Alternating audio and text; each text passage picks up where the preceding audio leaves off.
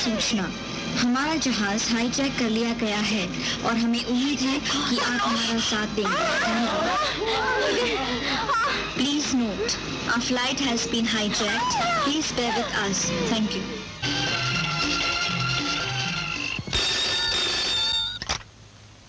hello Superman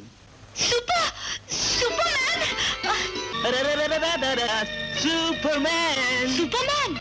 Yes, Superman! It's wonder of the world! wow wonderful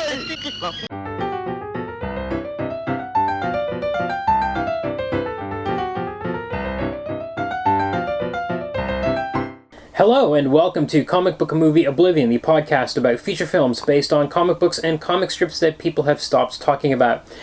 This week, as promised, we're talking about the Hindi language Superman film from 1987, and we're going to place it against Action Comics number 500, which was called The Life Story of Superman. Again. Was it the same title as It's close enough, Superman I think. I don't remember the exact title, but I think that's pretty much what it was. Maybe it's in my notes. No, I didn't write it down. But it must be almost the same. Well, let's just go right into it. Let's get into it. Because we were kind of here last week once already. So it's the exact same story as last time, but okay. So yes. We'll talk about Action number 500. Yes. So there's some important facts here. So this was written by Marty Pasko, whose name has appeared on the show twice before. Okay. Because he wrote the Saga of Swamp Thing up until issue 19. Ah, yeah. And he was the co-writer of Mask of the Phantasm. Oh, okay. Yeah. And he is a, as far as I can tell, a pretty grumpy character. I had a brief microscopic personal interaction okay, great. online. Oh, okay, yep. Like 15 years ago. Okay. Or 10 years ago, 15 years ago. So he was, for some reason, I don't know if it was a blog or why did I look at it? It was on Twitter. Somehow it crossed my eye that he had written about the Teenage Mutant Ninja Turtles cartoon. And he said the true creator of Teenage Mutant Ninja Turtles was whatever the name of the producer of the cartoon was. And his next words were literally, fuck Eastman and Laird, who were the creators of the Mutant Turtles. Right. And I'm like, and I put on my blog at the time, I was like, why would anybody write this? Like, even if you believed it, why would you be so mean-spirited about it? And then, I guess he had a Google alert set up for himself, because he put on his blog or Twitter something like, well, any press is good press or something. And then Laird read it, and he was like, I have no idea who this Marty Pasko guy is, but like he's a jerk. So there's a little bit of a chain that happened at the time. That's all. You were the fulcrum of interaction between some. Because I was just like comic book royalty there. And he's another thing is so. Okay, so this issue is drawn by Curt Swan.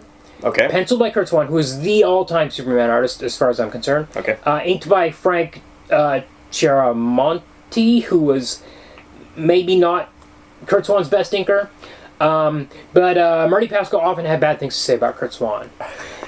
Sounds like, from what I've heard, it seems to be in character. Like I have this book called The Krypton Companion, which is mostly about like Silver to Bronze Age Superman comics, and there's an interview with Pasko in there, and he sounds really curmudgeonly? Yeah, a little bit like I don't know. He didn't write great Superman comics as far as I'm concerned, but he was like, we were trying to do kind of epic stuff. And his complaint was literally Curt Swan drew too realistically for the kind of stuff they were trying to write. Like they were trying to shift the book into this more epic, cosmic kind of stuff. Right. And he's like, nah. He was like, Curt Swan can't handle this stuff. And also he would have like big monsters and stuff. And he's like, Curt Swan just drew too realistically, and things look cute instead of monstrous or whatever. Okay. He had all sorts of, but then he did say some nice things about Curt Swan in that same interview. But anyway. That's how I know him as a character. Very good. So we get this Action Comics 500 was a big, like 60-page special issue. It's much different from the Superman 146 we covered last week. There's actually kind of framing story around it. Yes, I noticed that. We could say that the the storytelling's getting a bit more sophisticated at this point. Yes, yeah, definitely. There was a lot of care put into it in terms of making a story about this World's Fair pavilion opening that's dedicated to Superman. Yeah. Superman's donated a bunch of stuff to it, including actual kryptonite in glass cases. Lead glass. Lead glass. Lead glass. Amazing.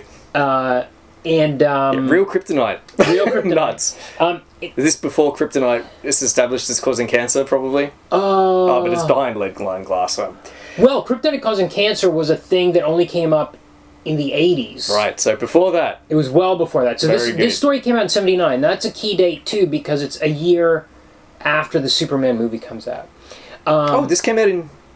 Yeah. Oh, okay. So it's actually... but it's interesting because there's like still a dichotomy there where not until 86 does DC actually align the cold, icy planet of the movie with the comics. We've still got a very colorful kind of world. Yes. With fabulous costumes and stuff like that. So that's all kind of relevant. So we go through a lot of the same story, a lot of identical details to 146. Yes. One thing that changed is in 146, which was from 1961. Mm-hmm. Yes. Jor-El's brother believes him that Krypton's going to explode, but he's like, we don't have time to build arcs. There's just like one pan who's like, can we all escape on arcs, or we don't have time, or something like that. And it says he's the only one that believes him. In this version, even Zor-El doesn't believe him that Krypton's going to explode. Okay. Neither of these explanations is going to make any sense when we get to the Supergirl story. Because when we get to the Supergirl story... Well, it's mentioned in this one. It is mentioned, but they're like... There's a couple of pages on it. We've made a lot of excuses for why Superman was the only guy to leave Krypton. Yeah. Why was Supergirl the only one to leave Argo City? Well, it's never been explained. It was explained briefly, but it's essentially the story just repeats. It just says, so when Krypton blows up their city, Argon, did you say? Argo. Yeah. Is thrown off on a piece of... Yeah. Is protected by plexiglass again. Yeah. Are these guys got a brand deal with plexiglass? Yeah. So it's thrown off into space, and then it undergoes its own mini catastrophe from which she is rocketed out. Why don't they... So when Krypton explodes... before it explodes, Jor-El is like, hey, it's going to explode. And they're like, no, it's not. He's like, well, screw you. I'm going to try to build some test rockets. I'm going to get out of here. And they're like, no, there's no time. We'll get the kid out of here. Yeah. A little more detail there. I noticed that he plans to build as many as he possibly can and to take... And just runs out of time, basically. Exactly. The catastrophe happens earlier than he thinks it. But... Okay, so Argo City's floating in space. It starts to blow up. Why don't they all build rockets and escape? Why is there only one rocket? I agree, because it's just this. That's what I mean. I'm agreeing with you. I think they've just used the same story. Yes. Well, but they haven't. They don't give it lazily. But it's not the same story in the sense that they don't say. There's no storyline where Zor-El is like, "Hey, Argo City's going to blow up," and everybody's like, "No, it's not." I think what we're seeing is how the Superman story originally looked before all the embellishments started appearing. So you have dying world, one survivor. Yes. And since I bring that up, one thing about this story in particular is the amount of detail that's been made to tie up loose ends. Yes. Yeah. You're right. This comic was like all tying up loose ends, much more so than the 1961. Yeah. Like, just little explanations for all sorts of things, which presumably, like you said last week, dumb kids have been writing into DC over the years saying, well, why is Superman a reporter? Yeah. Why not some other job? Yeah, and why couldn't I be 10 years old and say, how come the whole of Argo City didn't try to escape instead of just Supergirl? Surely they know when the thing's going to explode, it's true. Well, they probably had the secret life story of Supergirl a few years down the track. But tying up loose ends is very much, there's this whole series of questions that I wrote down that this comic answers. Why is Superman a reporter? Right. So he actually takes time out to tell... Yes, some of these things are summarized from previous stories, like the 61, because we've acquired 18 more years of details. So all those details are in there now, like why is he a reporter, or Why didn't he? He'll go, why is there so much kryptonite on Earth? Yes. And an important question, why is there kryptonite? Again, because in the 70s, I think it was Julie Schwartz, the editor, was like, this has become a crutch for us. So he's like, we are going to eliminate all kryptonite, and it was all neutralized and turned into harmless rocks. And there's a famous issue where Superman actually, a criminal tries to use a chunk of kryptonite on him, and he just takes it and eats it.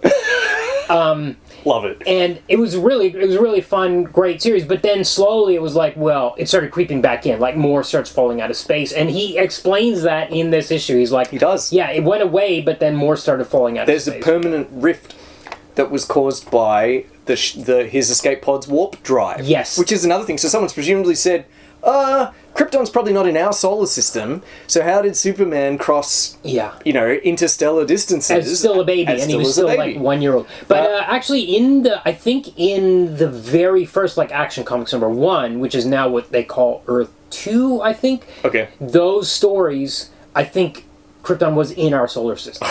Yep, sure. Because it was 1938. I don't think they even exactly project the galaxy or whatever. Exactly. Yeah, for sure. Yeah. Yeah. Yeah. So So on the one hand, this comic the storytelling is getting much more sophisticated because, as you pointed out, there's a framing device. Yes.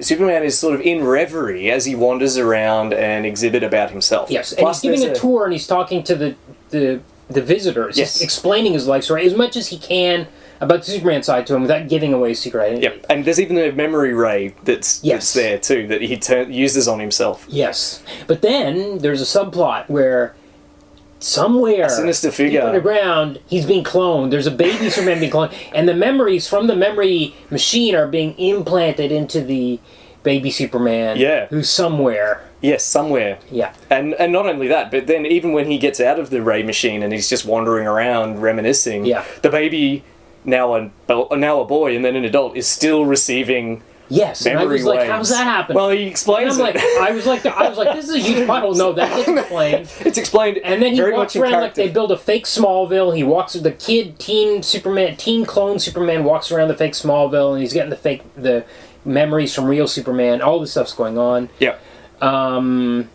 Yes.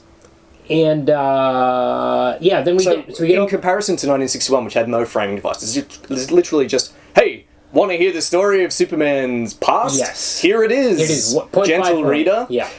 And there's no, you're just getting it. Yes. Whereas in this, you can see that, they're not, the writers are not. It's not the dumb kid. Style of writing. Yeah. Oh yeah. No, they were trying to really make sense of it, especially after that movie came out in '78, right. Which was really the '78 movie is not really about the comics so much. I would say it was about the 1950s TV show. Okay. In the same way, I would say Batman '89 was a response to Batman '66. Okay, that makes sense. Although I guess there were comics played into it more, but I think the Salkins who produced '78 were trying to make a really serious Superman movie. Sure. And when that happened, the comics kind of had to shift gears, and they were trying to present more science fiction stories.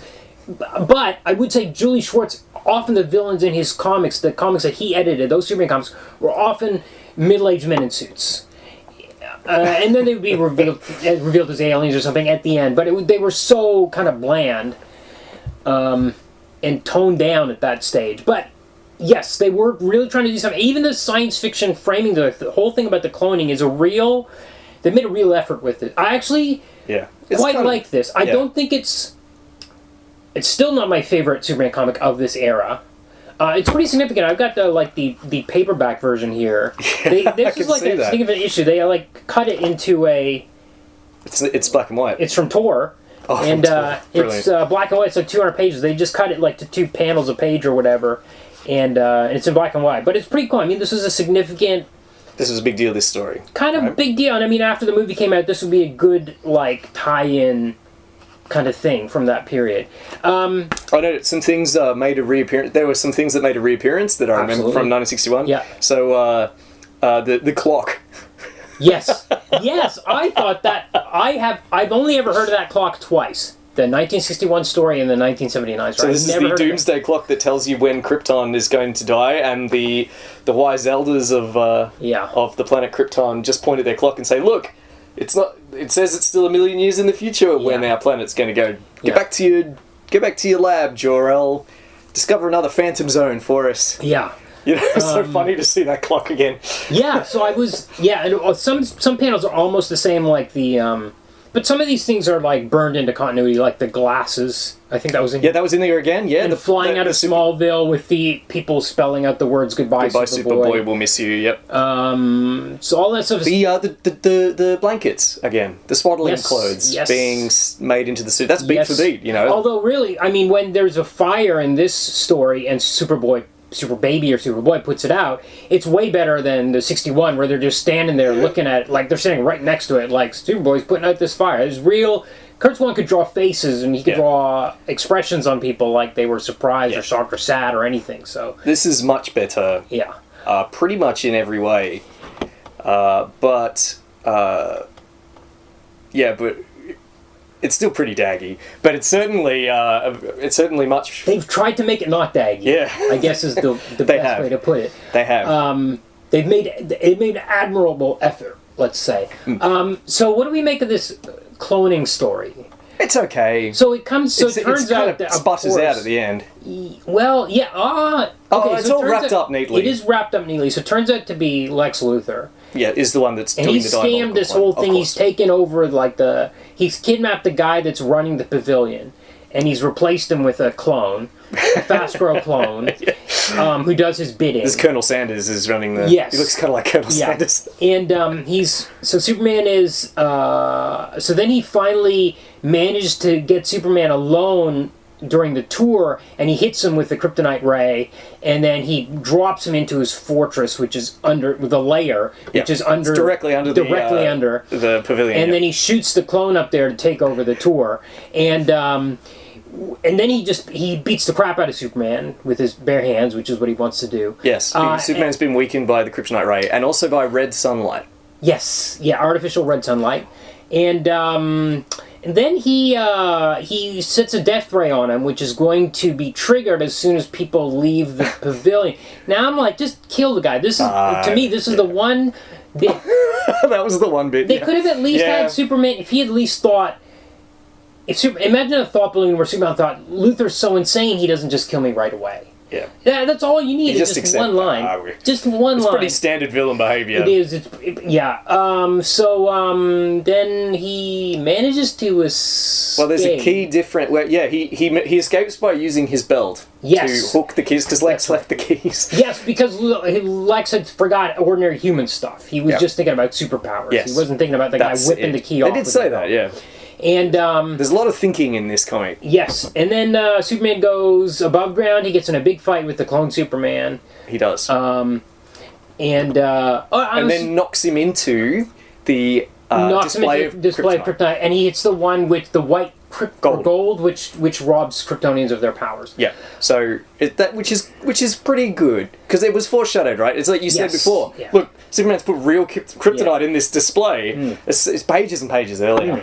So Superman and his doppelganger, his clone rather, are fighting, and Superman beats him and knocks him into the kryptonite. Yes, he uses his super breath, so he's too far away to be affected by the kryptonite. Yeah. And then they go to jail. So this guy who's this was my problem with the comic. Yeah. And it's not a big problem, but at the end, Superman just picks up first clone Colonel Sanders, then clone depowered Superman, a being who incidentally has all his memories. Yes. Except for one crucial difference, which I'll get into. Yeah, okay. And I'm just thinking, what are these going to go? What's going to happen to these guys? Yeah. Are they just going to go to jail? What's going to happen to a literal Superman? Yeah, and also, powers? are they bad people? They were cloned and implanted with.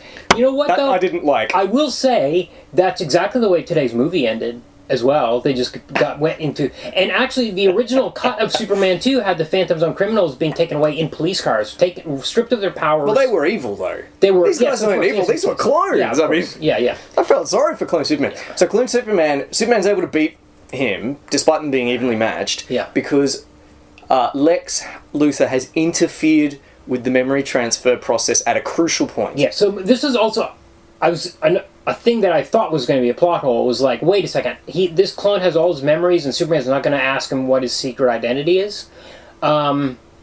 And Because it's very important that no one ever finds out his super identity. Yeah, and so I was like, well, isn't he going to find out? And then no, they have an excuse. He can only dip into the memories once, and he goes in there to make him seem like a good guy. Yeah, to make him trust Lex Luthor. To make the clone trust Luthor. And while he does that, somehow, the clone Superman imbibes a little bit of Luthor's own paranoia and cowardice and lack of humility, etc., etc. So the Superman is mostly Superman, but he's got a little bit of Lex Luthor in him, which means that he's no longer a moral paragon, right? And he can be defeated, right? And I and which is fine. That's kind of a nice way to establish why two equally invulnerable, equally powerful beings, one can beat the other, and tie it into what makes Superman special. Which there's a whole spread, the whole page on it, where it says, you know, anyone could have been exposed to yellow sunlight. Anyone could have been sent from another planet to Earth. But what makes me Superman is that I defend the innocent. Yes. I stand for truth and justice and the American way. Yeah. Which is, I think, a really interesting... Which is... I'm going to come back to that. I'm absolutely going to come back to that. Yeah. I think my one line on Superman is... I said last week, I love Superman. And I think my one line is that he hates bullies. Right. I think that's the most basic Superman you can get. I think this comic might be working against the 78 Christopher Reeve movie because that movie, it's very clearly a Christ analogy. Yeah. Where it's like Jor-El sending his son to protect these people. These people will need your help or whatever. And all that kind of stuff. It's impossible to miss that, when you watch it. Yeah, I agree.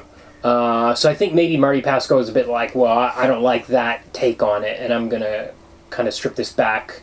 And I think it's kind of, we're going to have to talk about that John Byrne 1986 run at some stage, because he's really like, well, Superman doesn't get his powers till he's 16, so he thinks he's a kid.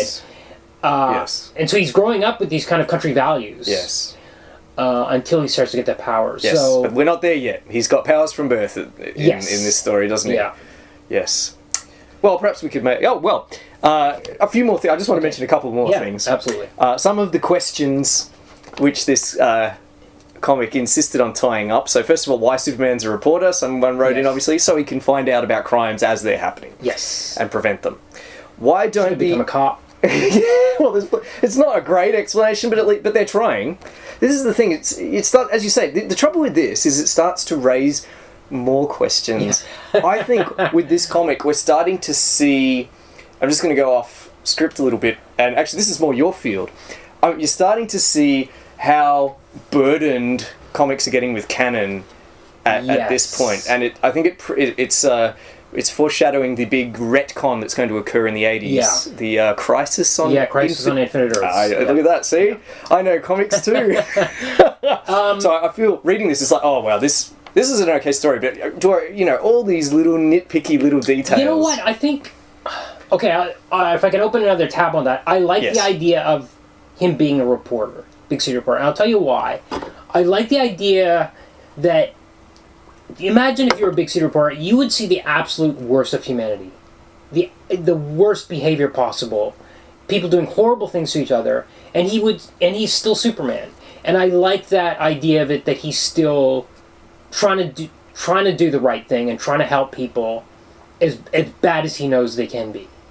Yeah. Oh, yeah. As for me, I think Superman's a reporter. Right. It doesn't need to be... For me, that's fine. Yes. I mean, he couldn't be anything else. I'm just easily satisfied. Truck driver, mine owner. Well, at least he's a reporter in this film. Yes. All right, so, okay, I wrote these down. I want to read them. Okay, read them. So I wasn't like, why aren't robots around anymore? Yeah, so I was surprised they didn't mention the Superman robots, did they? They do. Oh, they do. There's a whole thing about it. Yes, Not only do they mention the robots, they mention why they don't have superpowers anymore. Yes, that's right. Superboy used to replace himself with robots all the time. Yeah. Robots who apparently had every single one of his powers. Whenever I see something like that, I think, I hate that. It's like when finding out Iron Man could send his suits out without him in them. Yeah. It's like, that just ruins it. You know what? One factoid that I was surprised survived from the Silver Age was the origin of Lex Luthor was that the Superman put out a fire in his lab and he went bald and blamed Superman for it. And I thought surely they left that behind in the 60s, but no, it's still there. No, there's an obsession with including every little detail here, isn't there? Yeah. Yeah, so at some point, as you say, some editors said, we can't have these super robots flying around anymore having superpowers. This is silly. Why doesn't he just make a police force of super robots? You know what was worse about the robots? Was other people knew about them. Like, Lana and Lois knew about the robots. So, initially they would be like, you'd see Superman and Clark in the same place. And it's like, okay, they're not the same guy. But once you know there's a robot, they start saying, oh, that's probably one of your Superman robots. I'm like, what? We've lost the point of the robots. Yeah. So his explanation is the pollution has increased on Earth. And pollution is so severe now that the robots don't work anymore. Right. Yeah, that was interesting. Great. Your superpowered robots can't be superpowered anymore. Yeah. So when was the first Earth Day? Like mid-70s or something like that. So you can feel a bit of that. Topical. Yeah. Yeah. Very good. Oh, and they why didn't the authorities wonder where a baby came from? So in this, the Kents drop Superman, Super Baby off at an orphanage. I think they did that in 61 as well. No, they just adopt him. No, because remember the baby was in the orphanage, like lifting stuff up, and the nurses weren't noticing because their backs were turned. At the moment he was lifting stuff, and he said, "Me play with other baby," and then the other baby was like, "We." Maybe. Yeah. Maybe. No, that's been in there from the beginning. Okay. Yes. All right. So that one, I'll let that one. I will say this version it's a bit. You can buy it. It's a bit easier to buy, I would say. Well, they drop him off and collect him a couple of days later, so that he'll get a birth certificate and it'll all be official. And no one will say, "Hey, how did you two old people end up with a baby? Yeah. Where did you steal that baby from?" Yes. All right, that's it. I don't have anything further to add. Okay, yeah, I don't know if there's. So the origin... there's a couple of instances of super things. Nowhere near as many in the 1961, but we did get super manhood. Okay. That sounds really rude. Yes, I'll let you imagine in what context that appeared. Okay. Super Archives was a good one in his Fortress of Solitude. Yep. And the Super Lab and the Super Playsuit made another reappearance. Yes, and there was a room in the Fortress which was off limits because it contained material it just had related to censored Secret over Identity. it. The interesting thing about the Secret Identity, too, is that, again, Byrne came up with a great solution. I can't wait to talk about the John Byrne Superman series. All right, well, we'll make an exception for it. It'll be one of our exceptions. In that, he, as far as the world knows, he doesn't have he doesn't have a secret identity. Yeah. He just flies around as Superman all the time. Why wouldn't he? And and in issue 2 of the regular series, Lex Luthor he figures there's a connection between Superman and Clark Kent. He's like, what is it? So he goes to Smallville, he steals all the stuff out of his parents' house, he puts all the data into a computer, the computer outputs Superman as Clark Kent. He's like, no, this makes no sense. Why would a man that powerful pretend to be such a measly little shit? Yeah. It's not true. Go back to, this computer screwed up, go back to square one, start over again. Everything's wrong. But yeah, people just thought there was no question about it. And here he's like, I have a secret identity, and there's a secret room in my fortress. He's talking about it. I have a secret room. He's telling everybody. I have a room in my fortress I can't show you because it reveals what my secret identity is. Yeah. He constantly talks about it. He says, "Well, I can't tell you too much because then you'd know my secret identity that I definitely have." Yeah. So, all right, I can't resist one more. Okay.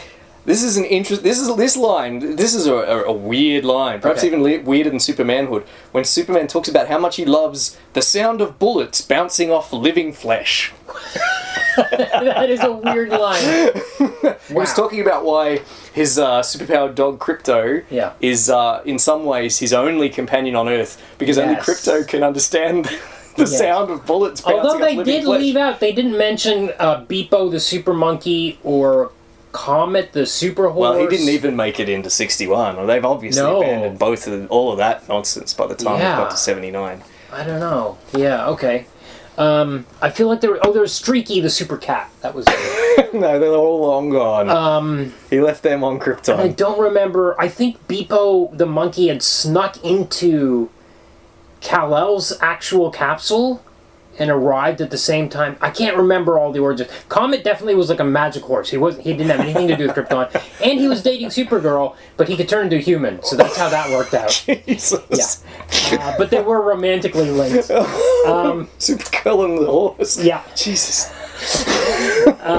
We'll get to all this eventually because there's like 10 Superman movies. Thrilling. So Yeah, I gotta can't read all this wait. shit. I can't wait. All right, we got it. All right, let's get on to the film. Okay, now so I want to have a little bit of a preamble because the previous movie we talked about was 1980. So you can see the Superman movies come out. Maybe some people have seen it in India, like very few, and they're like, don't really get it. What is outer space? You know, all that kind of stuff. And What is outer space? well, you know what? I remember I went to India in, was it in 83 or 86, and this kid came up to me in the village. We were spending time in the village, and this kid came up with a rock. He's like, "Do you have these in your country?"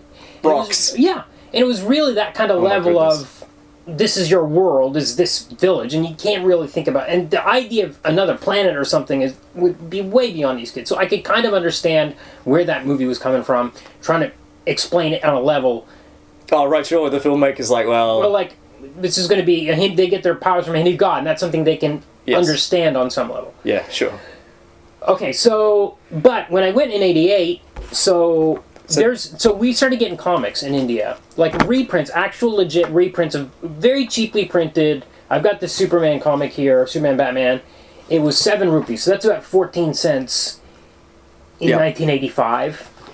Very cheaply printed, but there's a level of popularity where what the point I'm going to try to get to is the filmmakers in this case have no excuse for not knowing what Superman is or understanding on that level. Well, especially since there's quite a lot of footage from Superman 1978 in this movie. Yeah, so we had there was way more comics than just the religious comics, which you would have gotten in 1980. It would have been just the Amar Chitrakat, Hindu mythology stories. Now we've got, like, I've got these James Bonds here, these Tarzans, all these ones that I picked up in '88. So, and the other thing is, we were watching this and we're like, this is a really crass ripoff of Superman. Yeah. But I discovered something else in my travels. Great. Which is, okay, so first of all, I first heard about this movie in the late 90s or early 2000s on a website called supermansupersite.com. Well, and I know it. You sent me the link. Yeah, and as far as I can tell, that is still like one of the primary sources for information on this movie. And I think that's 20, 25 years old because it's definitely pre-YouTube, or maybe YouTube was still in the 10-minute chunk stages or whatever, but you couldn't find the whole movie. I heard about this movie. I was like, how do I find this thing? There was just no hope of getting it anywhere. Somehow they had gotten a copy. They sat down with somebody who spoke Hindi. They got a little bit of... We watched with my mom. She was asleep for most of it, and she's only got Hindi up to like grade 12 or whatever. So, and also the sound is very bad on the YouTube. But we kind of... But we knew you could tell what was going on because it's the 1978 Superman, essentially. Right. But the point I was going to get to is Superman Superset also pointed out that in 1987, a Hindi superhero movie came out called Mr. India. And now I looked at a bit of this. I found a site that was streaming it. Right. And it is flash, really slick, high budget, mega production. Would have been a smash hit, I'm guessing, in 1987, starring Anil Kapoor, who is now kind of one of the Hollywood's go-to Indian guys, because he was like the game show host in Slumdog Millionaire. Okay. He was on a season of 24. He was in one of the Mission Impossible movies. The actress in it was Sridevi. She was like a mega star in Tamil, and then she switched over to Hindi movies. So this was a big deal.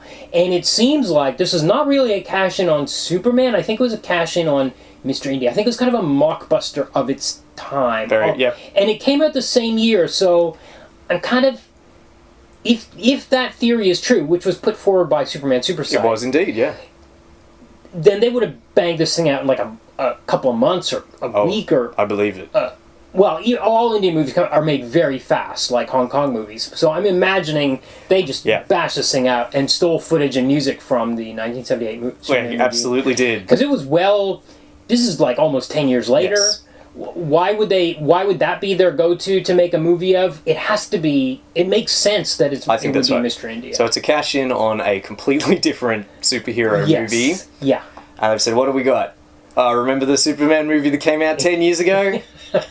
Let's just rip that off. And that's essentially what they do. It's because, as you said, they use music, they use essentially the plot. Special effects shots. Yep. And some special effects shots, not all of them. The other ones are hilariously, like, bizarrely bad. Yeah. Terrible. No, and they don't have the excuse of the 1980 one being at, like, Doctor Who levels. This is, like, really, like, how are we going to show a guy flying? And it looks like they've done a circular shot of the city. Yeah. And then they pasted, like, Superman's just still, and then they... It doesn't look like anything. It looks like he's going down around a glass. It's like he's in a mug, and he's going around... I was going to say, he's going around a toilet. Well, yeah, or imagine, put a little Superman figure on a mug, and then spin around in circles, and that's kind of what it... It's like they got a time-lapse camera and just spun it around slowly with, like, a fisheye lens, and then they fast-forwarded it. And then stuck a cardboard cutout of Superman on it. Yeah. It really has to be seen to be believed just how terrible it looks. Yeah. So my mother only recognized one actor this time, and that was the Jor-El Dharmendra.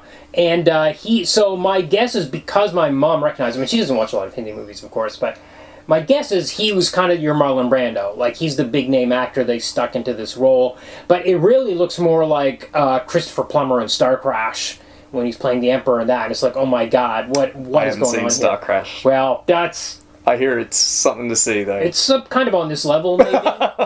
Very good. But yeah, he's their guy, and they want to get their money's worth. So he's in the first scene, and then he just pops up randomly.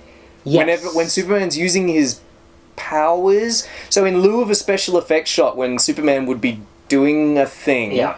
So in for example, when he rescues a jumbo jet that's crashing, we just cut to Dharmendra / Jor-El sort of waving his arms around. Yes, we have to say we didn't have any subtitles or anything, so we're trying to guess what's happening in these scenes. Well, no one's talking. It just... But he is saying stuff in my... Oh, okay. I think he was saying stuff, but my thing is, like, in the 78 movie, Jor-El appears at the end when Superman is considering changing the time stream, and he's, like, remembering what his father said, you must not interfere with human history. I'm not sure what Jor-El's doing here. It seems like he's using telekinesis to push the plane. I think it's in lieu of a special effect. So we haven't got a special effect. So instead, you get a translucent. You get a translucent Jor-El doing sort of moving his arms around like he's manipulating. Something. Yeah. Though I don't think we really need to read too far into it. I just said, what can we do here to show that Superman is doing a thing? So, his dad will be there waving his arms around. So we've got Krypton, which looks like a daycare center. The way they've done the walls. They put these weird geometric shapes on the walls. It really looks like a nursery school. Yeah, it looks like kindergarten. I am a shape. You've got a circle, you've got a square, and they're all in the primary colours. And the Kryptonians are all wearing what looks like paint smocks. So it looks or hospital gowns. It looks like it's art and crafts day at the daycare centre.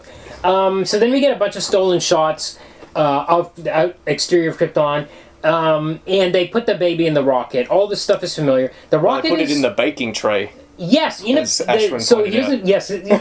go into the crystal rocket. He's in a little tray sitting on top, which looks like a cookie sheet. Like, it's so weird. And the spaceship itself, instead of the crystal, the bundle of crystal, it sort of looks like an enormous caltrop. Yeah, it's got like 4 points or 8 points on it, and then when it goes through the roof, they've stolen the shot from 78, so it looks like the full crystal thing, as if we're not going to notice. And then we've got the whole trip to Earth is almost. I think it's all those effects are completely stolen. Yep. Then he arrives on Earth. We get the kind of familiar thing, slightly in a different order. In this one. They discover his power when Dad is... watering the garden? He's watering the garden, and suddenly the water stops, and he looks back and he sees that baby Kal-El is bending the hose it's just a with his mighty strength, bending the hose in half. They're so shocked that he can bend a hose. And he calls his wife, he's like, look, he's bending a hose. So silly. And they realize he's... Of course, the... baby Kal-El lands in India, not the United States. Yes, and I would say, actually, this interested me because of the Mark Millar series Red Sun, where he crashes in Russia. The Soviet Union, Or True Brit, the John Cleese book where he lands in the UK. Oh, I hadn't heard of that one. This has been done, like, a bunch of times, like, what if Superman landed in another place? So actually... You'd make a really terrible movie if he lands in India. Well, it did in this case. I think there maybe is a movie that I like the idea that it's like a what if Superman landed in India instead of in Kansas. It might be the subject of your next book, Kumar. Yeah, it's kind of a. It might have been done actually. Somebody might have come up with something similar already in the years. I don't think they're farmers either. No. They just seem to be suburbanites. Yes. Or they just live in kind of like a nice house in their village. And we get the bit where he holds up the car. Yeah. We don't see the flat tire. And then we cut to he's like 5 or 6 years old. For some reason, we get maybe it's a birthday party. It's some sort of party. We get a prolonged breakdancing to beat it scene. Surely they did not pay for the rights to beat it. Well, anyway, absolutely they didn't. It's not really clear. Didn't. It's not really clear if they're suggesting that he can dance as well because of superpowers or not. I'm quite sure that's what they're doing.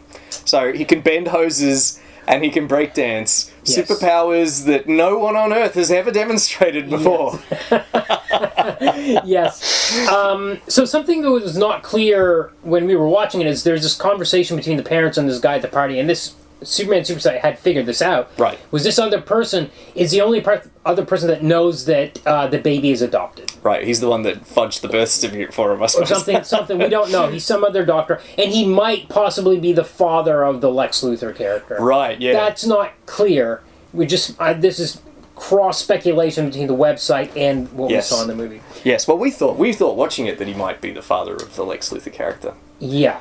It seems like an obvious conclusion because once again, just like in the previous one, everyone's related to one another. Yes. Yes, absolutely. That makes sense, actually. Now you've mentioned it, I'm like, I'm convinced now. Actually, that's a good argument. Very good. We get the race against a train. All this stuff's from 78. The father dies of a heart attack? Right, so what happens is, I got this from Superman Super Saiyan. So he sees them talk, so the kid is now a teenager. He sees his dad talking to the guy again from the Beat It scene. Yes. And he overhears them and learns that he was adopted. He didn't know until this point. And he confronts his father. His father has a heart attack, but he says the magic wand, which reveals your powers, is in that box over there. And then he dies of a heart attack. And then Superman, or Clark Kent or whatever, he's called Shakar? Shakar. Yeah. Yeah, Shakar gets the crystal. Well, it's not a crystal. It's like a steel rod with a glowing on the end. Crystal on the end. Yeah. In this version, and then we get a whole bunch of stolen shots from '78 where he goes and makes the fortress. I don't know why he never goes back to the fortress, but we get the kind of all that stuff and then he flies out of there as Superman. That's a stolen shot of him flying. There's into the so fortress. many stolen shots. Okay. So far, so good. Oh, there was a bit where we see him with his college buddies. And they're having a dance. We get our first song number here out in the woods. And this is important because there's the love interest whose name was it Sita or... Geeta? Geeta. I think it's Geeta. Yes. Right, so Geeta is there and so is Lex Luthor. Yes, but he's not Lex Luthor yet. He's just a jerk kid. Yeah, he's a low-rent Amitabh Bachchan, for sure, this actor. He's got Amitabh Bachchan's hair, and he's trying to look like him. That's interesting, because he's the antagonist. Yes.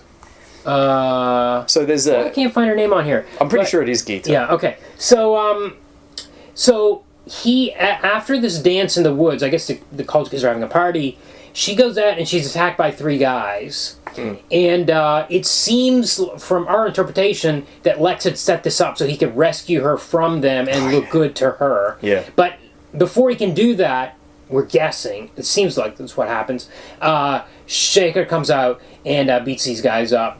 And there's not really any question of why he beat them up so easily. Yeah, he just does. Right. Also, and they'd left him behind at school, and he'd beat them to the campsite. Yes. That happens in 78 as well, and it's a bit of a, like, how did you get here so fast kind of moment.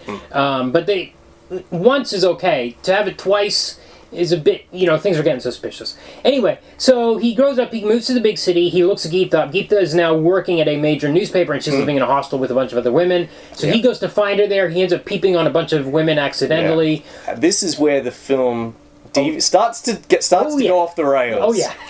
So far it's just sort of been a kind of terrible adaptation of Superman 78. Yes. Sort of beat scene for scene. Yeah. More or less, with some odd additions like breakdancing and hose bending. Yes. Now, though, is when it starts to get bad. Real bad. Right. So he goes into the editor's office to ask for a job. We think is No, come on! You've skipped a whole hilarious bit where when he goes to visit her in the hostel and he starts perving on women through the door. Accidentally. Well, accidentally. He's looking for her, and he's opening these doors. And goes, whoops! And then the den mother comes out and like whacks him. Then he finally goes. He finds the editor's office. Then He goes in there. He's talking to this guy who's a total weirdo. Don't understand what the dialogue is about in the scene. But Well, we figured it out. We figured out he was pretending to be... We did figure this at the end, but we don't know what he was talking about before this point. But then the real editor comes in, and she's like, get out of here, or whatever. And that clown is in so many scenes, and he's the worst character, and he's maybe... Well, we couldn't get the linguistic side of it, but he's such a... He was described as... Somebody said he was like Jerry Lewis. Yeah, one of us said that, yeah. It wasn't me, because I like Jerry Lewis. And this guy was no Jerry Lewis. Yes, but Jerry Lewis... I reckon it'd be hard to watch Jerry Lewis films these days and enjoy it unironically. His humour's a bit on the nose. No, But anyway, as you say, this guy's no Jerry Lewis. He's basically a short guy and he goons a lot for the camera. Yes. And that seems to be the extent of his and comedy. he does this weird high-pitched voice. Well, that could be in a dub voice, but either way, that's how they presented So him. he's pretending to be the editor, and then the real editor comes in and tells him off. And that's the joke, that this goofy guy was pretending to be the editor of the but newspaper. he's basically in the Jimmy Olsen slot of the movie. A quote from Superman's super site might be relevant here. I've written it up. Since we never could be bothered to learn the imposter's real name, we'll call him Mr. Odious. He is played by an actor named Jagdeep. Okay. And he runs through the majority of the film, allegedly scoring laughs with his buffoonish behaviour. Yeah. We're sure his style of humour is very popular in certain circles of hell. Yeah, that's accurate. Except for one scene, which we'll get to later, he's kind of okay in. So we get, this sort of sets, there's a lot of slapstick and kind of cringe humour. Right. Like when Superman's perving on the women and the den mother comes out and there's all this cringy scene where she's flirting with him, I guess. Oh yeah, for some reason women are obsessed with... Superman? No, with Superman. With Jagdeep. Yeah. With Mr. Odious. Yeah. Yeah. And, okay, well, we'll get to that too. Remind me at the end, because the last one is significant as well. So, okay, so we get at some stage we cut to the bad guys. Right. So now his college rival, very similar to the Lex Luthor story where they knew each other in Smallville. His college rival is now this big smuggler type guy. He seems to be the head of some sort of criminal gang. He's got a gang of guys that are kind of all his henchmen. Yeah. But they're from all different countries, it seems like. One guy looked to us like a Russian guy, but his name was Bob. So that was That's brilliant. The guy's name's Bob. He's about 6 feet tall. Yeah. And he has a big ginger beard. He looks a little bit like Melbourne comic Broden Kelly from the Auntie Donna comedy troupe. Okay. He apparently speaks Hindi. And they got their money's worth, or at least he was adept at matching his mouth to the Well, Mom said she'd overdub. seen him in other movies, Right. so this is a guy working in the industry. He's your go-to white thug. White Thug, yeah. Yeah. Yeah. But he would participate in the dance numbers. Well, we have to talk about this. So most of the dance numbers in this movie are these bad guys looking at one, well, or maybe more, but there's 2 dance numbers where it's just one dancing girl. Yes. So the guys sit in a circle, sometimes in thrones in a secret lair, and they have a girl come out. She does a kind of risque dance a bit, and it's a forgettable song. And they leer at her. But Bob will get up and usually join in the dancing. Yes. Yeah, there are 3 dance numbers that do this. Yeah. 3. And I think there's only 4 songs. Yeah, there are only 4. Movie. So the kids at the start at their party. Yeah. And then just 3 dance numbers where it's a bunch of men sitting in a circle watching a woman dance and just sort of blowing clouds of smoke and leering and leching. And then Bob gets up and dances with her a bit. And I would say... Sometimes he swaps sides with these of the room. movies, one of your key channels of entertainment is the song and dance numbers and the different locations. You're out in the park, you're in front of the fountains, all that kind of stuff. Even Superman 80 tried to do this with not much money. That was pretty low effort, but this is even These guys are like, we got 2 weeks to bang out this movie, I'm guessing. And they're like, let's shoot all the dance numbers at once. There's even a white girl in the last dance sequence, which I assume it's just some tourist they she seemed like a backpacker. You hardly ever see her face. She doesn't dance. She just sits on a table. And I'm not gonna. She sits in a table in a bikini. I'm not gonna body shame, but I'll just say she doesn't have the kind of body you would go to for a bikini scene if you're trying to cast a traditional sexy dancer. That's the kindest way I can put it. Sure. Yes, I would agree. And usually her hair's kind of covering her face and stuff, and she doesn't dance. She just lays there. She's just trying to make bus fare. Yeah. needs to get some belly or who knows. Buy some hash. Who knows what the hell is going on there. What do people do? So we get there's frequent breakouts of these bizarre identical dance numbers. It was crazy. So then we get now we get the airplane. So this is a thing. Almost every version of Superman has an airplane rescue.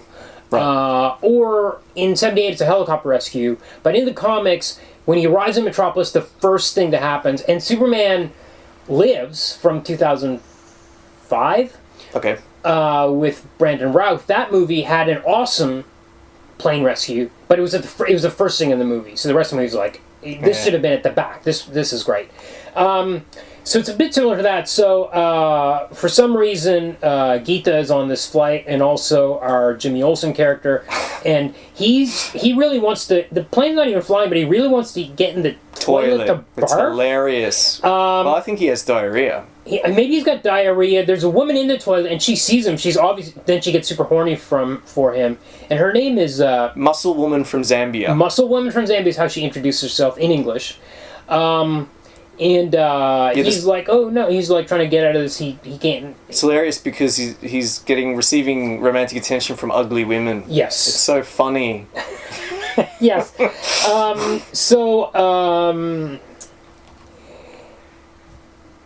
Yes, so then the bad guys, we're assuming they were hired by Lex Luthor, hijacked this plane for some reason, don't know why. And we get an announcement that, please note, our flight has been hijacked, please bear with us. Best line in the movie. Yeah. Please note, our flight has been hijacked. Oh, by the way, all the people, while this guy's being attacked by this woman, the whole cabin is laughing at him, as if it's the funniest thing in the world. But the way the shots are matched, sometimes they're at the back of the cabin where nobody can see them. It's just... This might be a... There's no night and day matching. Yeah.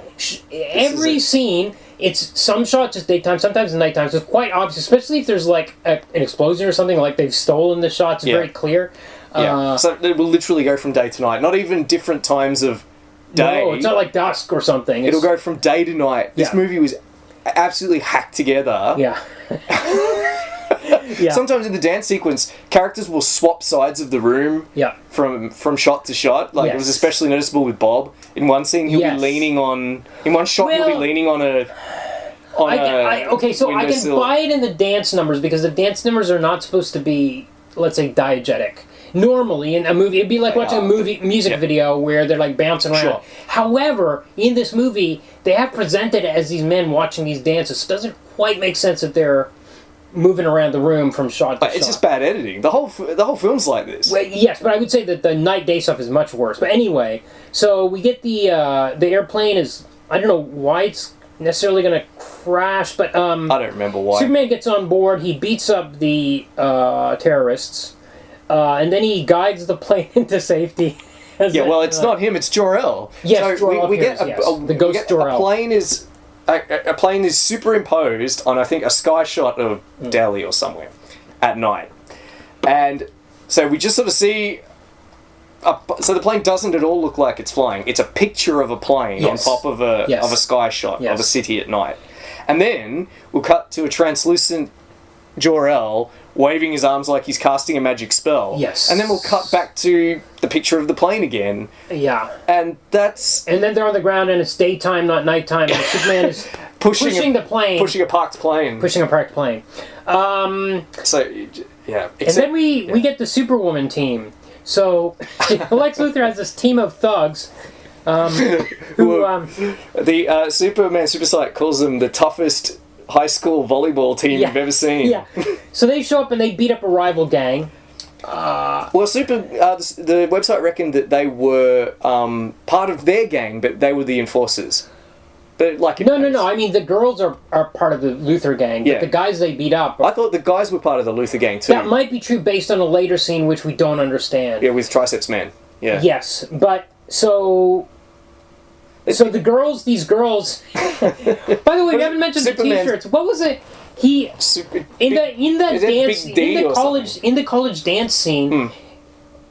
Shaker was wearing this little kid's T-shirt that said "I'm a spy" on it with a cartoon character on it.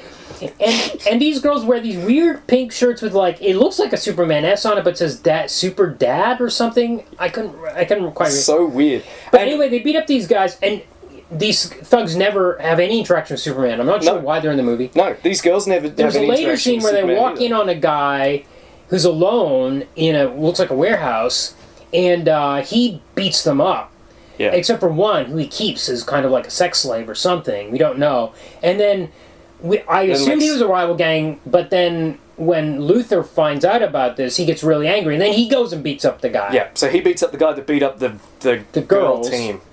Instantly, and Superman has nothing to do with any Why of this. were they trying to beat him up in the first place? Why did Lex Luthor go? Why did he send them if he could do it himself? I don't get any of what's going on. Anyway. And also, it's worth pointing out at this point that Superman's been barely in the film. Yes. Yes. There are all these scenes. Okay. Yes. And he's just barely in it. In fact, we get a fake Superman scene coming up, I think, shortly here. Yeah, so, let's just get for to that. some reason, the Jimmy Olsen guy feels jealous. He hears... so Superman calls... He calls Geeta on the phone, and he says, Superman. And she's like, oh, okay. Well, hang on. How it goes? He says that's how he greets her. So, hang on. Let's just act this out, all right? Hang on. Bring, bring. Hello? Superman. Yes, that's it. And she's like, oh, you're Superman. There's no question about it. It could be anyone. I think you it was can call up this- anyone and say you're Superman. Maybe it was the scene, so they... So then Jimmy Olsen is jealous. Yes, I think it was this phone call that makes him jealous. Because there's another time where they try to assassinate her, and... Oh, was that the previous movie? No, sorry, that was the other movie. Yeah. Okay. Sure. Was it? It's just a blur. Wait a second, there's one where they try to kill her, and they chase... do. Oh, that's... Right, hang on, that's funny. What happens is, according to the website, Shakar and Geeta's assigned to a smuggling case. That's right. And they're going to investigate a lead in their car. Yes. So Superman drives everywhere in this film, just like he does, just like Telugu Superman does. Yeah. So, and then they're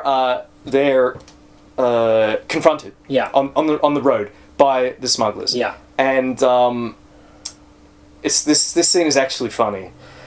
Oh yes, this is a great scene. Yes, it's all coming back to me now. Oh my god, it's so good. Because Superman, much like Superman, sort of like when this is that there's going to be a fight, Shakar, so he's not in costume. He sort of like grabs his stomach. Yeah. And puts up a finger. He's like, wait, just wait. Hold on, and then he goes away behind a tree. Behind his one single tree standing in a field. He goes behind that tree. Then a big fight breaks out. Geeta's trying to protect herself from these terrorists. Yeah. And then Superman steps up from behind the tree. Nobody's questioning. Where did Shakar go? Why is Superman here? Coming out from behind the same tree that he went behind. Yeah. There's a fight. He comes out. He beats them up. Much like Telugu Superman, Superman does a lot of beating people up. Yep. You know, he doesn't use his superpowers. He just pretty much just sort of wails on people. Yes. And then, you know, like, she's grateful to Superman. There's some dialogue. Then he goes away, and Shakar comes back. Yeah. And, of course, we didn't know what they were saying, but it's pretty obvious that Then she's he puts saying, up, where were you? Yes, and then he puts up 2 fingers. And it's the funniest thing. 2 fingers. It is really great. That was actually funny. Yeah. I laughed very hard at that. The thing I want to say is, so Jimmy Olsen pretends to be Superman, and then real Superman shows up and throws him through the window into a random apartment. He ends up between this couple in bed. Another ugly old another ugly fat couple who they can't start wait. fondling each other, Yeah. thinking they think they're fondling. They're actually fondling him. He wakes up. There's a freak out. Meanwhile, There's a burglary. coincidentally, there's a burglary happening in the same house. The fake Jimmy Olsen Superman goes out and be. The thing I wanted to say about this is all bad, but is it really any worse than Richard Pryor in Superman 3 or John Cryer in Superman 4? I couldn't. Well, this scene was okay. I'll admit it. This is the most okay Jimmy Olsen scene. Absolutely. Because it just goes from one thing, it's a hat on a hat. It's just one thing after another. So And it's kind of okay, but the I'm scene like... in the office where he's in the super suit's pretty cringe. When we... But then Superman shows up, throws him in there. He Yes. lands on the bed between the couple. The couple start amorously fondling him, each one believing that they're fondling their partner, but it's him. And he's not getting out of the bed for whatever reason. And then the burglary happens, and they expect him to foil the burglary because he's Superman. They know who Superman is for some reason, even though Superman's never done anything except beat up some guys on a dusty road somewhere. Yeah. And then how does he stop them?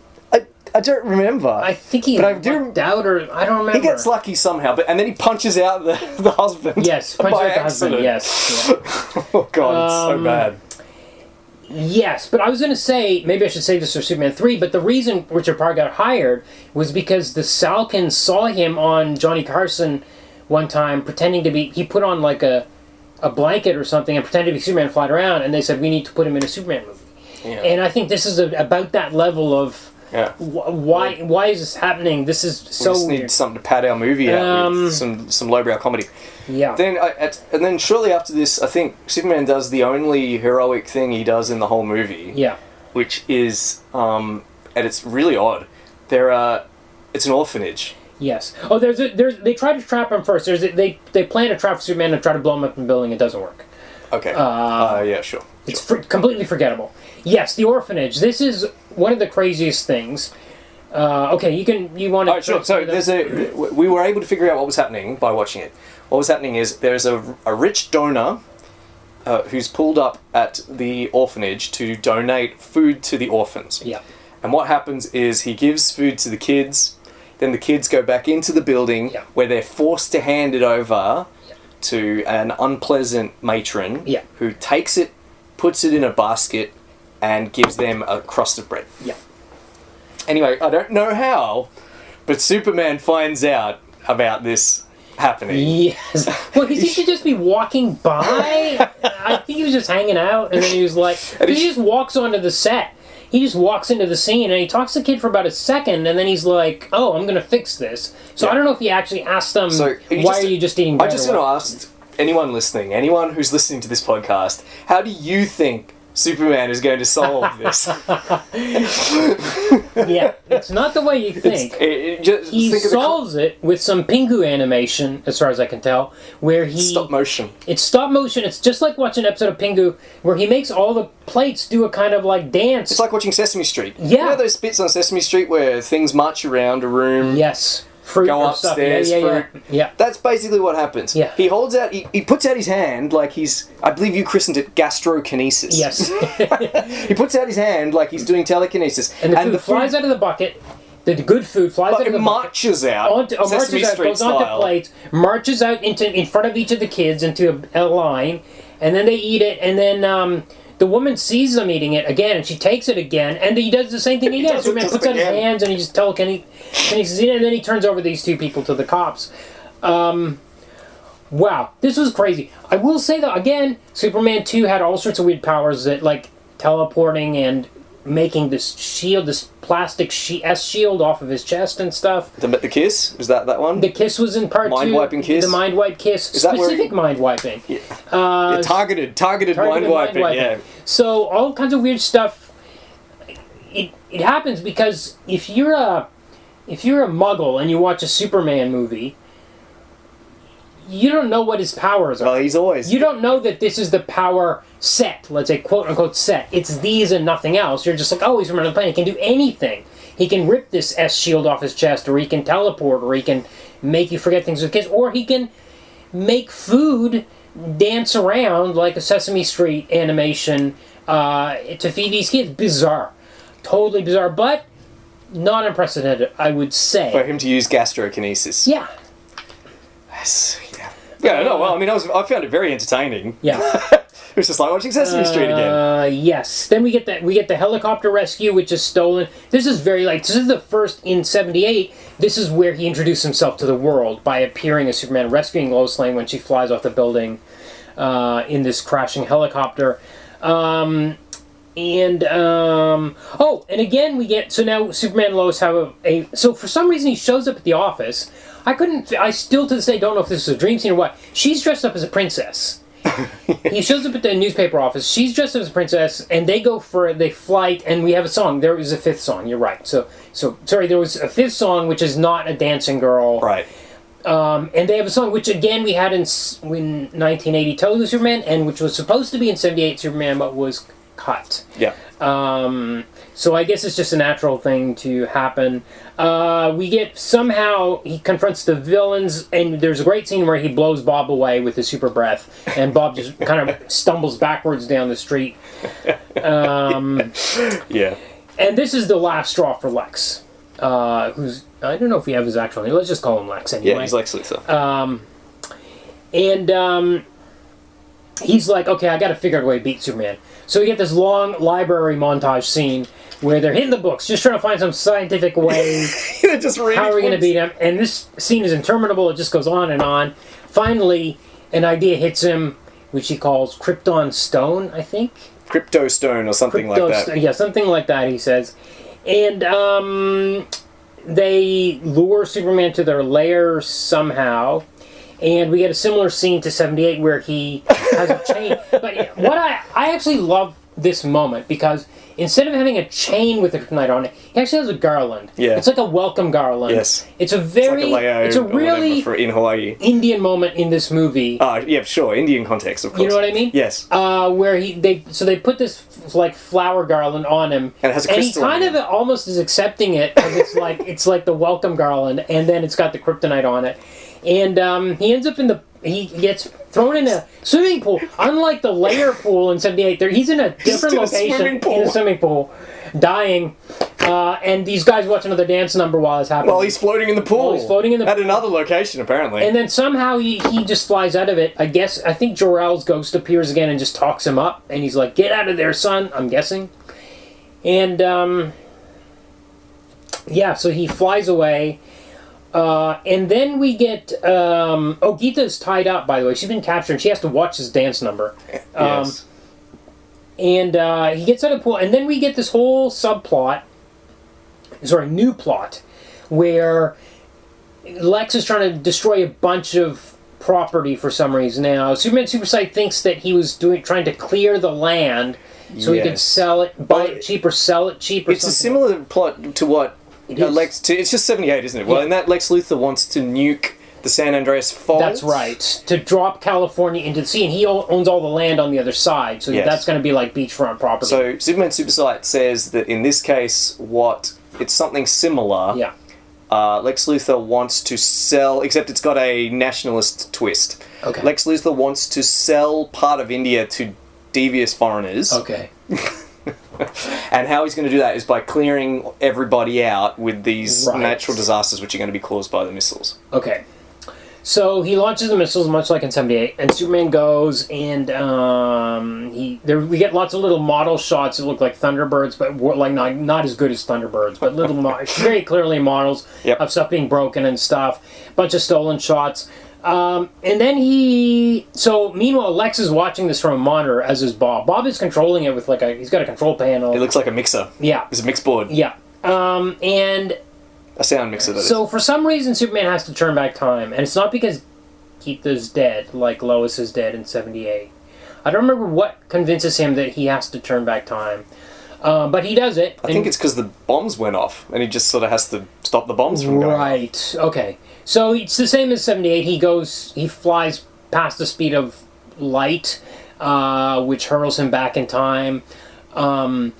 But it's very weird in this movie because time is going backwards. All the things are coming back together. Outside the building. But the guys watching it...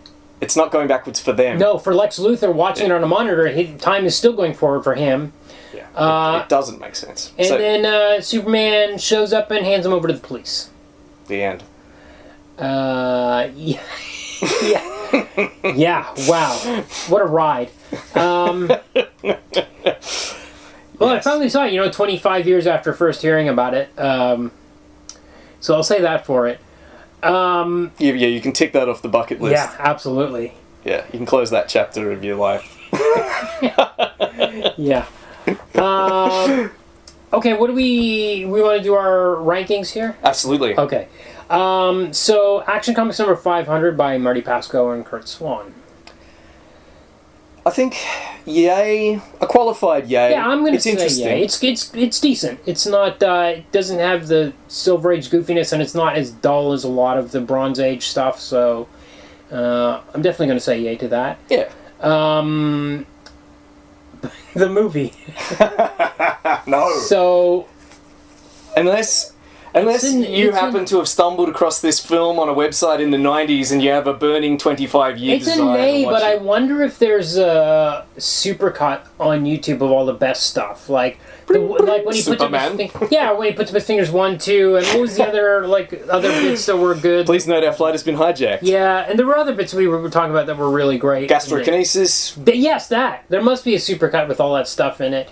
Okay. Or maybe, much like last week's, skip through scenes and... Yeah, but if we're gonna talk about last week, last week I really enjoyed that movie. Yeah, that's a really fun movie to watch. Yeah, this movie is not a fun movie to watch. No, it's riveting. No, it's not fun. Look, certain scenes are interesting. I was amusing. fascinated by it. I was bored. But it's a nay. It's a nay for me. Sure. But I do think people should go onto YouTube and skim through. We often say that, don't we? No, we've only said it twice. And especially because of the language barrier. I think we said it about Little Abner as well. Oh yeah, that's true. But that's fine, it's fine. But yeah, I know. For me, it's a hard nay. It's excruciating at times. Yeah, I think I definitely excruciating. had more fun with it. Oh, good. Oh, that's something. Adaptation. Well, you go first. I said yay last week. You did. So it doesn't seem fair to say nay this week, but I'm going to say nay because I think, as I've said, in 1985, kids would have had legit Superman comics in India that they would have bought for 7 rupees, and they know what Superman is supposed to be like, and then to go to the cinema and see this junk, and I think it's just really obvious. I think it's the opposite of last week's. It's not sincere. I think it's like it's a literal money grab. Let's cash in on Mr. India. What's the thing we can do easiest? We can do Superman. We're far away in India. Nobody's going to sue you for it. You'll get away with it. Yeah. I think the movie's almost completely forgotten. It's definitely. It's trash. It's weird. It's got so many. It's got some elements. Got. In a sense, it's like the Captain America we watched. Since it's like the pieces of the origin are there, they're just so shoddily presented, like that nursery school looking Krypton. All that kind of stuff is so bad that it's hard to like the devil version of me is saying say it's a yay, but it's a nay. Yes, sure. For me, obviously, it's a nay as well. And if you allow me to just say some things. Yeah. During the week, I've been thinking about what you said last week about how you considered last week's adaptation last week Telugu Superman to be a yay in terms of the adaptation. And after we watched this movie, I wondered if I should revisit my nay from last week. But I thought about it, and my objection last week was mostly that Telugu Superman didn't really do what I consider to be Superman things. Yes, that's true. And so, and this is the same. So the Superman in Hindi Superman, he doesn't, with the exception of that orphanage scene, arguably, he never does anything heroic. He just uses his superpowers pretty much to solve his own problems. Yeah. He will rescue people that he knows or punish people that he doesn't like. Yeah. And I consider this particularly in light of the comic that we read this week, which finishes on that really kind of like strong message about what it is that makes Superman super. What makes Superman super is not the fact that he's super strong. He says anyone could be super strong if they went from my planet to yours, what makes me Superman is my unerring sense of justice and my exceptional morality. And I think a good Superman adaptation has to do one of two things. So Superman has to be exceptional, morally exceptional in some way, shape or form. He either has to be morally perfect, or he has to be morally transgressive. So sort of like a Miracle Man. Right. So he has to have his morality torn away by the fact that his powers are so vast and his experience of life so different from that of regular people that he sort of transcends morality, kind of like the Nietzschean Übermensch. And you mentioned the Aristotelian Superman last week. So the Aristotelian Superman is like essentially a moral being. Yeah. Who acts in a moral way. So I think and these Supermen, Telugu Superman and Hindi Superman are just such base people. Well, I think Telugu Superman's worse. Because he's a flat-out murderer. He's murderous. He's just a revenge, and he just kills people. Yeah. I think this guy's a little bit more of a doofus. He's just he doesn't really know. He's not out for revenge or anything. He's just trying to stop these smugglers, I guess. But he knows the smugglers personally. Yes, that's and the thing only when they interact with Gita, or like when they attack her, then he goes after the smugglers. Yeah. You know, or when they trap him, they lure him to that warehouse and he fights them. To rescue Gita, yeah. Yeah. Yeah, he wants to rescue her. Yeah. So, regarding Superman having variable powers, I have or powers that are just invented spontaneously as the need requires. Yeah. There's a line from a friend of the show, Sean Baby. Okay. Yeah. On his in his bios of the Super Friends, a cartoon that he liked to watch when he was young. Yep. So me too. The Super Friends always forgot they had powers. But with Superman, it was different. It wasn't like when Hawkman forgot he could fly, or when Wonder Dog forgot to pee on the mailman. Those guys could do one thing each. Yeah. Superman had at least 150 powers, and the writers were making up 2 or 3 more every episode. If a script called for it, Superman would leak paste out of his ears that could control the weather. His fingernails might cure cancer and create food he may never remember. For example, Superman had heat ray eyes and freeze breath. He could kill you by looking at you or breathing on you from across the room with no hands. Yes. But he didn't. If a villain tied him up with a crappy rope, Superman would just sit there and watch the guy launch a nuclear missile at a kindergarten. Yeah. Yeah, heat vision is a power they forget all the time. He doesn't use it. If he's looking at someone, he can kill that. He hasn't used it in either of these, but often it's like just fly up into space and use your heat vision on this guy, rather than trying to fight this dude with kryptonite. If Superman can see you, you are already dead. Yeah. Okay. Let's talk about next week. So next week we're going to look at a history of violence. Brilliant. So the graphic novel is from 1997. By Alan Grant and Vince Locke, I want to say. I might be wrong, but we'll correct next week. Sure. It was one of the 2 Judge Dredd writers. I remember that. Oh, great. And the movie was, I think, from 2005 and was directed by David Cronenberg. Yeah. So I'm looking forward to watching it. Interesting week, yeah. It's going to be a nice palate cleanser after the last couple of weeks. It's going to be so different. I have been trying to switch them up. I try to alternate. And I've been caught unawares a few times and had 2 Dark Horses in a row, or sometimes just out of necessity we've done 2 Prince Valiants or 2 Supermans in a row. So next week's going to be really very different. Excellent, can't wait.